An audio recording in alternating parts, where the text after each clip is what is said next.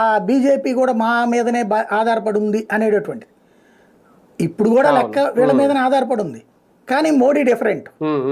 వాజ్పేయి లాగా సర్దుకుపోయే రకం కాదు, ఇది కంప్లీట్గా దా అంటే దానుకునే రకం.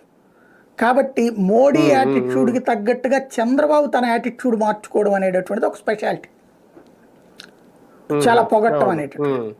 రెండవది ఏంటంటే 2 లక్షల కోట్ల రూపాయల పెట్టుబడులు, ఇది పబ్లిక్లో ఒక ఎక్స్పోజ్ చేయడానికి పనికొస్తుంది. ఇవన్నీ 2003లోనే ఓకే అయినటువంటిది.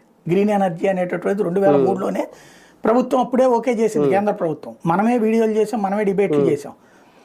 గ్రీన్ ఎనర్జీకి సంబంధించింది కానీ బల్క్ డ్రగ్ పార్క్ అయితే అప్పుడే మనమే నేనే వీడియోలు చేశా.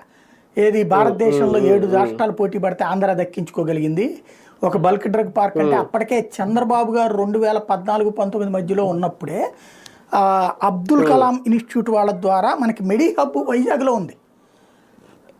మెడి హబ్ ఇంజక్షన్ సూది దగ్గర నుంచి బడా బడా వెరైటీలు తయారు చేసేది. అదే చాలా గొప్ప విశేషం మనకి. అట్లాంటిది మరొకటి వస్తుంది బడా ఇప్పటిదాకా ఏంటంటే అవి ఏంటి, ఈ ఎక్విప్మెంట్ లైక్ ఎక్స్రే మిషన్లు ఇట్లాంటివన్నీ తయారు చేసేది మెడి హబ్లో.